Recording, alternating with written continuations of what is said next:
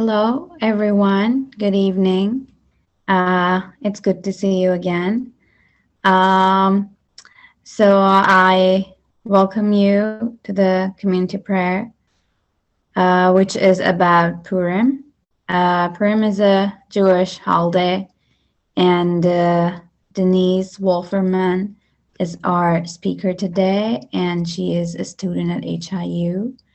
And Um, I'll hand over to Denise and she can introduce herself. And yeah, carry on her community prayer. Thank you. Good afternoon to all. My name is Denise Wolferman. It's funny because Fatima asked me for a bio, and I guess right now the best way to define myself is as a grateful member of the HIU community. I am currently a student in the chaplaincy program. I am a Reformed Jew, and Purim is absolutely my favorite holiday because we're commanded to be joyful and to celebrate. So I will get started with my presentation.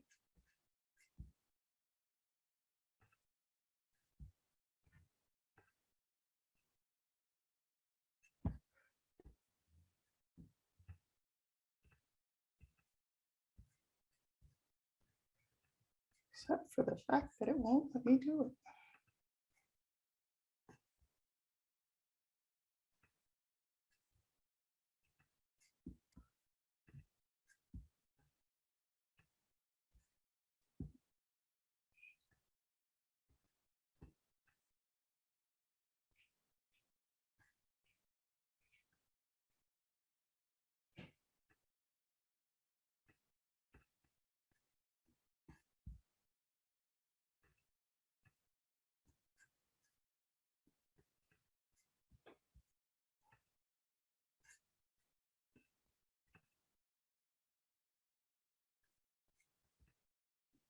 Okay. So it will not let me share my screen. Is there any? Can I email you the presentation? Yeah, I think that's the best way for now. Just send Fatima the presentation and Fatima will share the screen.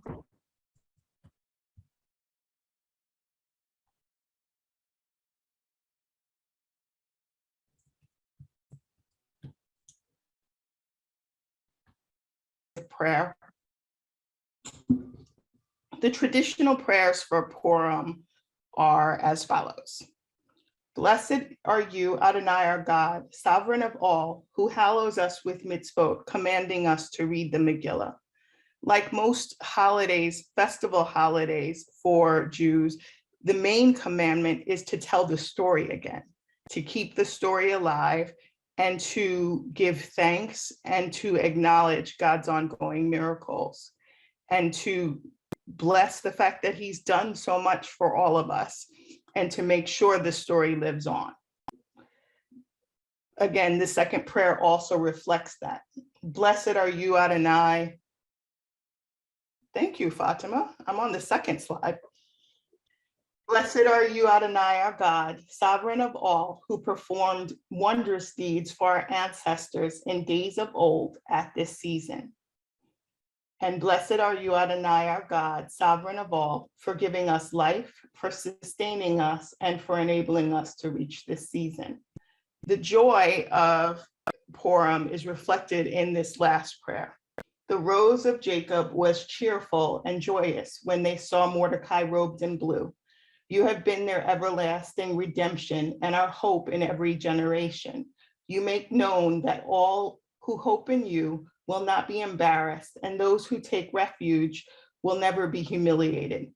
Cursed is Haman, who sought to destroy us. Blessed is Mordecai the Jew. Blessed is Esther, who acted for us. One of the traditions in celebrating Purim is that Haman's name is to be blotted out. Hence why every place in this, you will see his name crossed out. Across the Jewish world this week, you will see Purim festivals and carnivals, and it is the great joy to watch the children celebrate in costume and with groggers and noisemakers and candy, so that when the scroll is read, every time Haman's name is said, the children go crazy and use their groggers and their noisemakers, despite the fact that this is one of the shortest scrolls in the Bible. It takes the longest to read because, as you can imagine, if children are told every time Haman's name is said to make noise, it probably takes about 5 minutes every time he says it. They say it. So given that we only have a half hour, I'm going to give you the 30-second version. Next slide, please. King Ahasuerus summons Queen Vashti. She refuses to appear. She's banished. He sets out searching for a new queen. Mordecai the Jew suggests his niece that she enter the running for being the new queen. She dazzles the king and is crowned the queen. Mordecai the Jew, her uncle, uncovers a plot against the king, reports it, and the plot is foiled. Haman is appointed an advisor to the king. Mordecai offends him. He takes it out on all Jews by having the king decree their destruction. Esther intercedes with her husband, the king, to save her people. Hooray, we're saved. Boo Haman. Next slide, please. Each of the main characters has a lesson to teach us, both then and now. Queen Vashti, although she's only in the first maybe 10 lines of the story, is probably one of the earliest versions of feminism we've seen. Perhaps she should have been named Aretha because all she's looking for is a little bit of respect. She refuses to come when called. So if you want somebody to call when you come and show off your crown, he probably should have gotten a dog. But even though she's only in this story for a few minutes, she teaches us that important lesson. Next slide, please. Esther's uncle, Mordecai the Jew, is probably the most pivotal actor in the whole story. He is always looking at the bigger picture. He's the master of soft diplomacy. At no point in this story do you see Mordecai being overt or confrontational. He doesn't need the glory. The reward is his result. Per my sister, friend, and fellow student, the brilliant Heather Brubaker, he speaks the most important truth to Esther when he says, "Do not imagine that you, of all Jews, will escape with your life by being in the king's palace. On the contrary, if you keep silent in this crisis, relief and deliverance will come to the Jews from another quarter, while you and your father's house will perish. And who knows, perhaps you have attained to royal position for such a crisis." So he makes sure that Esther knows that she can't hide behind her royal status and that she has an important role to play. Next slide, please. The king, yes, he's a flawed man. He's a flawed king. The way that he treats Vashti at the beginning is without respect. And it's not a nice way to do things. It's not how a respectful husband should behave. But at its core, he's a man who wants to love and to be loved. Before Haman's plan, he's a king who allowed the Jews to live in peace. With Haman's plan, he is blinded and he learns the important lesson of not delegating so much that you're not being mindful of the things that you're doing. And Esther helps him to see that.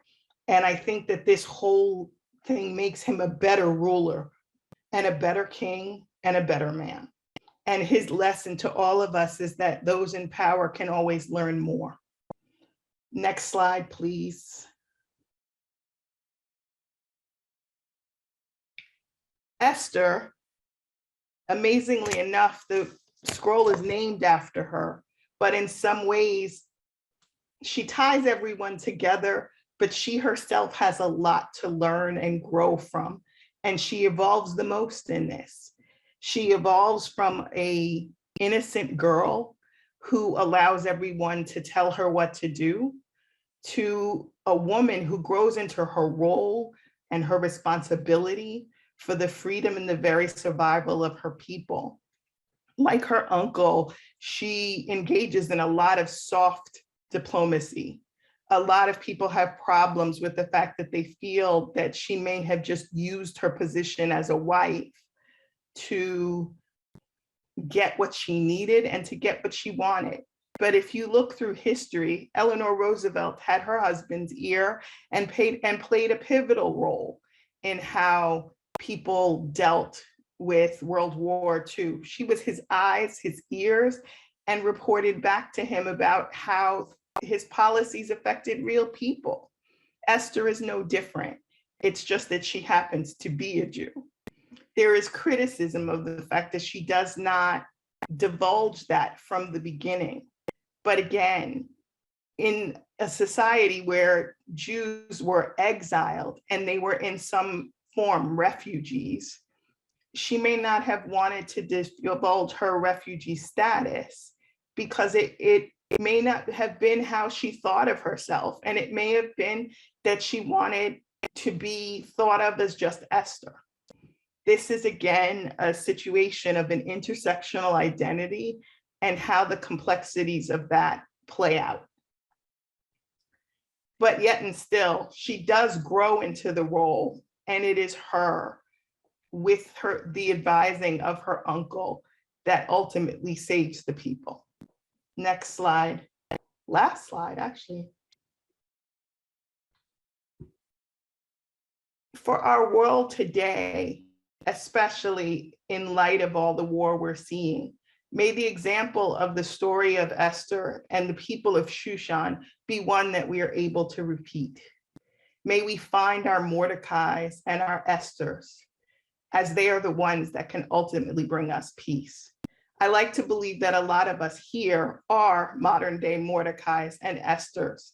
The soft diplomacy and the fellowship and community that we engage in here at HIU can be pivotal in giving the world the peace that it needs. So I invite you all to pray with me. May truth spring up from the earth. May justice look down from the heavens. May the strength of your people flourish through your deliverance, for we continually hope for your deliverance. Blessed are you, Adonai, who causes salvation to flourish. May it be so acutely in Ukraine, but also across the world, anywhere where there is war and oppression. May it be God's will. Kain Yehi Ratzon, and Sha'Allah. Amen. Thank you all for listening. I'm here for questions. I want this to be a good discussion. But like I said, Purim is one of my favorite holidays in that it is so rooted in joy and in community and in person-to-person relationships.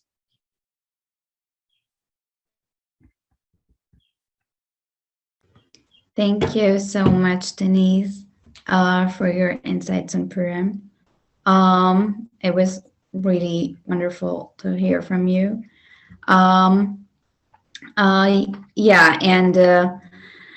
This brings us to end of our community prayer, but we will be here for Interfaith Cafe. If you want to ask Denise or engage in conversation with Denise and all of us, you're more than welcome. And also next week's community prayer would be on Yom Nowruz, which is a New Year celebrated in Iran, and Dr. Hussein Kamali would be leading the prayer. So, yeah. So some tips for celebrating Purim. Again, this is a festive holiday. If you take the time to read the scroll out loud, again, the notion is to blot out Haman's name with festive sounds. And the best part of Purim is hamantashen. Hamantashen is a pastry that is made out of what's supposed to be Haman's hat, a three-pointed hat. so that we're eating Haman's hat with every piece of Hamantash. So again, it is our festive way to bring him down and to blot him out of our history. So do make sure to get as much Hamantash as you can and to blot out his name as many times as you can. And think of Haman as some of the dictators and the people creating strife in our world now. And perhaps with every piece of Hamantash and eaten, we can take away just a little bit of their power.